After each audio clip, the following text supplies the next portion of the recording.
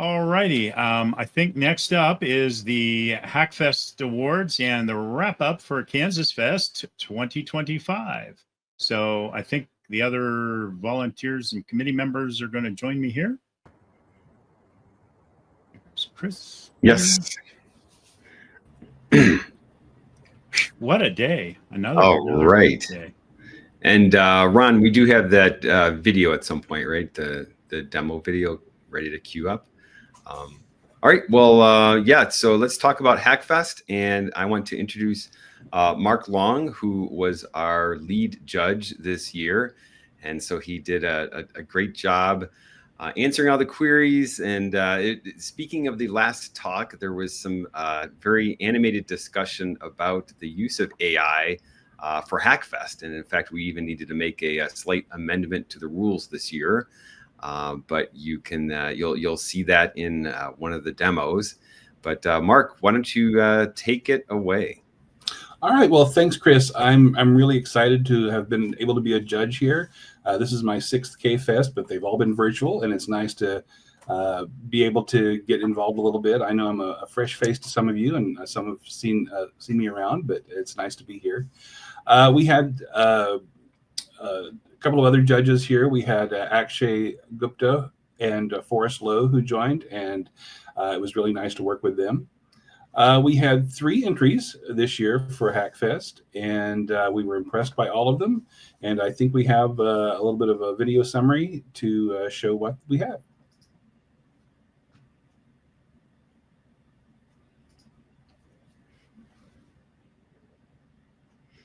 This Hackfest entry is from Paul Macmillan, and he provided a Google Doc as well as a disk image. It's a recreation of the game Mancala done in AppleSoft Basic and using the mouse text. And he provides a complete description of the code as well as some links to the rules. Let's go ahead and we'll boot up the game and see what it looks like. And we'll boot. And I'm running this emulator at about 3 times the regular speed, so 3 megahertz, and we'll just go ahead and start the game. Okay, so it is randomizing the board, and when this comes up, there's 2 play fields here. So there's player 1, player 2.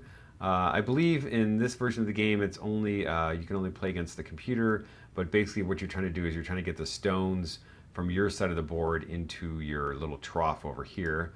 You use either the space key to move, or you can use the arrow keys. And then when you click return or hit return, it'll move the stones along. And then player 2 gets to make their move. And the goal of the game is to get all your stones out of your side of the board and just into your little tray over there on the right before they do that. Or I think you have to get like 25 stones or something like that. So that's the game of Aware by Paul Macmillan. We can actually just break if we want and then take a look at the code. And there's that. So quite a bit of code there.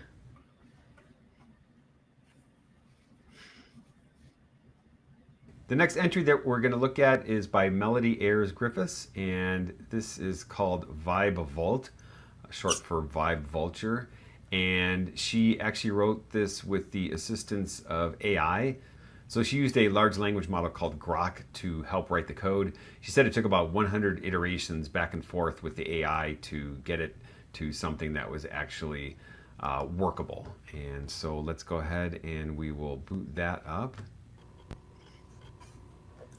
Okay, I'm going to actually put this back to normal speed here. So in this game, you are a little player at the bottom, and you basically have to move back and forth, and you're trying to avoid getting hit by the things that the vulture is dropping, while at the same time you're trying to shoot the vulture. And so you can see as you shoot the vulture, then your score goes up. If you get hit by the falling poop or whatever it is, then you lose a life. Okay, here is Melody's 6502 assembly code. So you can see there's a bunch of constants defined at the top. followed by a whole slew of subroutines. And each line is nicely commented with what it does, and there's comments before each of these subroutines, and it's about 1,000 lines of assembly code.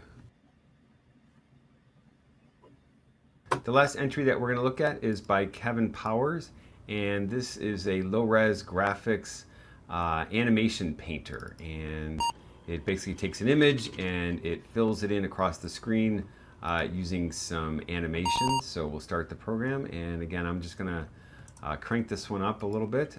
So he's got a large list of instructions here, which I won't go through, but it basically tells about how the program was written, what his thoughts were, difficulties that he ran into, and what he actually learned while doing it.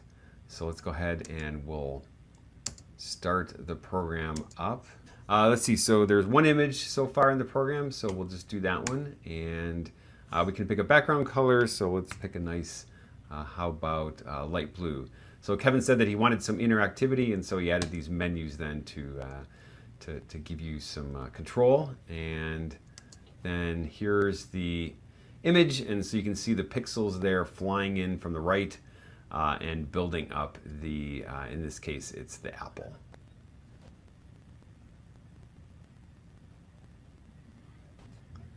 All right, and we can go ahead and take a look at the code for that. And so you can see it's AppleSoft Basic, and I'm assuming that he renumbered his program after he'd written it. Otherwise, I'm really impressed that he didn't have to insert any half lines in between any of these. They all go by 10. So kudos to him for that. All right.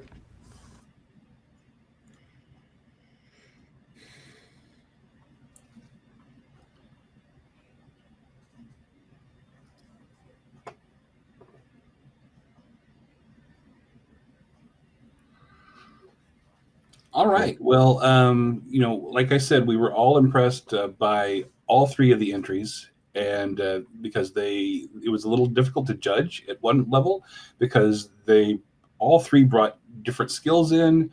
The developers had different levels of experience, and they kind of showed off different aspects of elements of the Apple II. So after putting our heads together, we grinded down on some stuff and came up with a list of the top three winners of the three entries. The third place is Melody with her Vibe Vulture. We were excited to see the stuff that was done with AI, and would like to see, maybe what else can be done in the future with that. It could be its own subcategory at some point, even if there's enough interest in it. And then second place, we have Kevin with his Picture Painter. It was a really nice, nicely written little AppleSoft program that had some cleverness behind it, and we were impressed by that.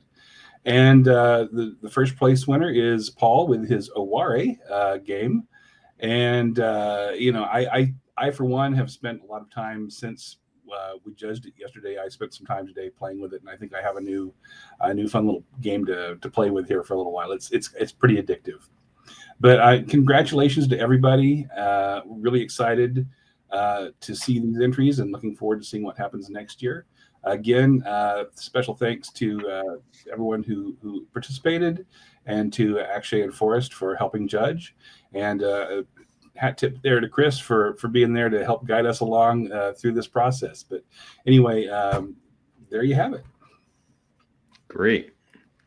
All right. Thank you so much, Mark. And, again, thanks to you and Akshay and Forrest for doing the judging. And don't forget that you don't have to stop now. We actually have a Slackfest channel over on Discord. And so people are over there doing creations that maybe take a little bit longer, or they didn't want to necessarily enter them. And you can just keep going for until next July if you want, and create more cool things.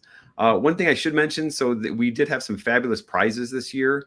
And normally when we are in person at KansasFest, we'll actually have all the prizes up on a table, and then people can go up there and depending on the order, if you're first place, you get to go up and choose first. et cetera, et cetera. So we'll do something similar this year, but we'll just do it over chat. And so donating prizes this year, we had Rob Kim, who donated a Tangy pack for hooking up to your Apple IIc. We had Ken Gagney, who donated a 1-year subscription to juice.gs. And then finally, we had Ken Buchholz, who runs the Apple II online store. And he sent us a very generous donation. So we have a couple Apple mouse cards. We have an Apple II fan card that actually goes into a slot in your Apple II and acts as a fan. So just an internal fan. He sent us one of his disc notchers that he sells. And then finally a System Saver 2, which is a replica of the original Kensington System Savers that hangs on the outside. So thanks a lot to Ken for donating all those fabulous prizes this year. And I think that about wraps it up for Hackfest 2025.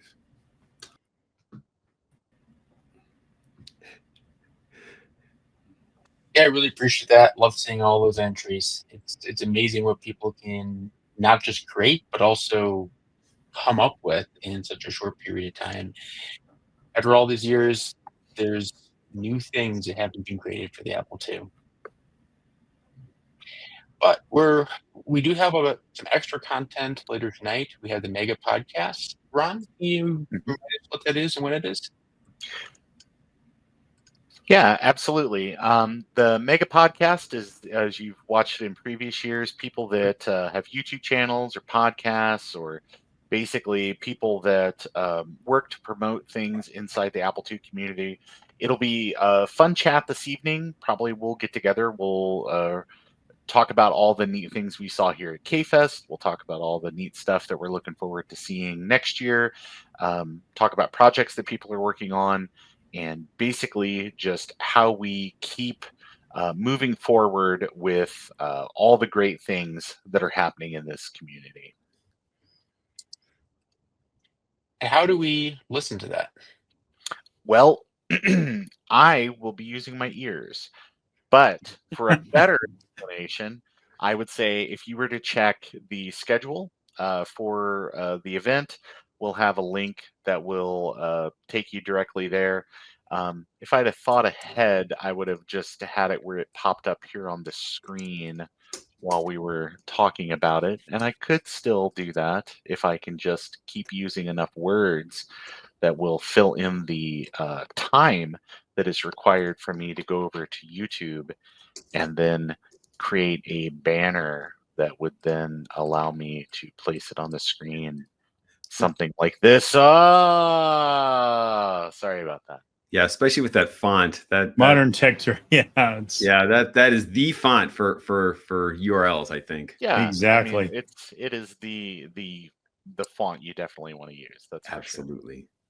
for sure. So give me 1 second. We can put it here in comments too, and it'll look pretty good. If you head over to the KansasFest schedule, there's an entry for this, and the URL is in the calendar entry. It's also public on our YouTube page. It is like, it starts at 8 p.m. CDT, so it's like 9 Eastern, 8 Central, 7 Mountain, 6 Pacific.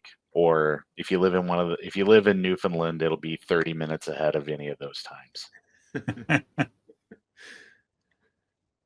I know there are a lot of fabulous sessions. Personally, I want to rewatch some. All of the stream recordings will be public soon. Do we have a timeline for when those will be up? I know we were waiting on YouTube. Yes. Part of it is just waiting for YouTube to kind of do the final processing on the stream. But hopefully we will have absolutely everything up by 1 week from today. The live stream stuff will probably wait a day or so, and then we'll just mark those public so anybody can just go out and watch day for day. And then we'll have the individual sessions kind of broken up into edited, easy to digest segments so people can use that to promote their projects or whatever after that. So, but there will certainly be an email or something that will go out so that way that everybody can get out and relive their favorite parts of KFest. Yay. Thanks. Yeah, I look forward to that. Discord will remain open. Chris, what's going on in Discord over the next couple of days? Yeah, so the Discord, again, like Peter said, it's going to remain open, so all the channels will be there. We have plenty of video channels as well, and so if people want to tonight or over the next few days, if they want to jump on there and start their a video channel, I actually recommended for Melody and April's talk. They had a lot more stuff to demo, I think, and so that would be a perfect opportunity to jump on a Discord video and see more and just chat with fellow attendees. And again, we'll keep the Discord open.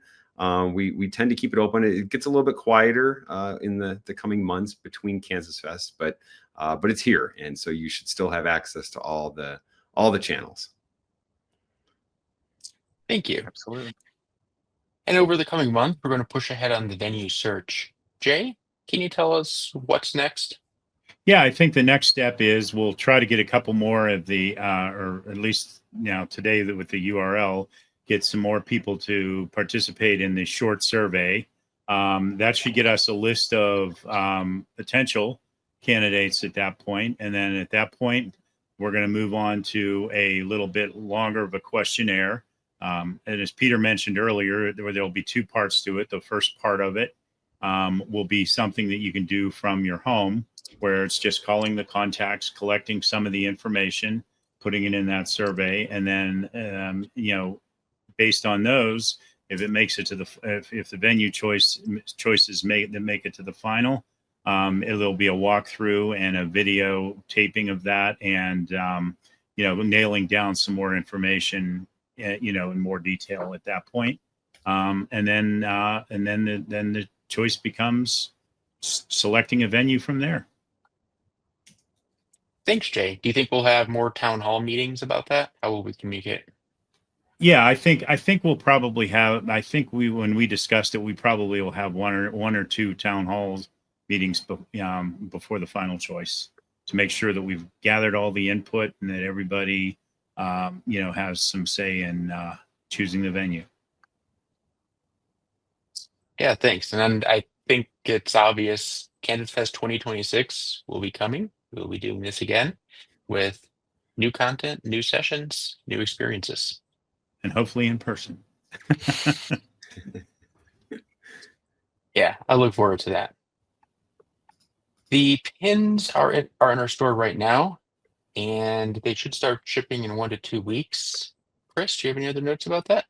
Yeah, we're just waiting on a couple shipments to arrive actually at my house, and once we've gotten those, then we'll be able to start assembling the packages and mailing them out to people. Again, there's two different choices. So there's the KansasFest Care Package, and we sent out an email with a coupon code for that. So all you have to do is pay for shipping.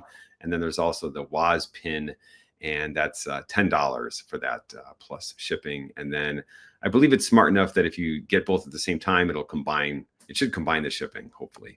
And we also have lots of other great merchandise as well. And just one note, if you buy anything else like shirts or mugs or anything else, that's all print on demand. And so that doesn't come from me or my basement, luckily. So just you might have to wait a little bit extra for that. It gets printed somewhere else and then shipped to you directly. So yeah, go out and check it out. Thanks, Chris. What else is there that we'd like to share? I had a good time. It was great. Yeah. Yeah. I think all the talks were fantastic. So thanks to all of our presenters, especially. Yeah, I'd like to reiterate that. Thank you to everyone who's not only taken the time to do the work, but then present the work. Yeah. I know preparing that presentation, getting things to the point where they're presentable is an incredible amount of effort. Yeah. I'd also like to thank everyone behind the scenes, especially Ron, Jay, Chris, and Martin, who made all of this possible. Absolutely. Well, thanks to you, Peter. Yes, thanks to you, Peter. So herding all the cats. Yes. Ken actually created a nice, easy to remember URL that will forward over to the chat tonight. So Oh, okay. KansasFest.org/mega. Can't forget that one. Yeah, it's easy. Well, I can, but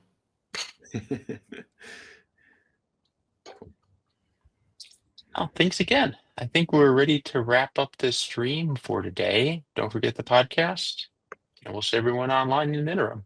and Great. keep an eye out for the town halls, and Mhm. we'll have a venue hopefully in the next month or so. Yep. Or That's the 3. important thing. Keep talking, keep sharing stuff, keep promoting the hobby. And yeah, I too look forward to seeing everybody in person real soon. All right. Take care. All right. Thank you. Adios. Have a good night.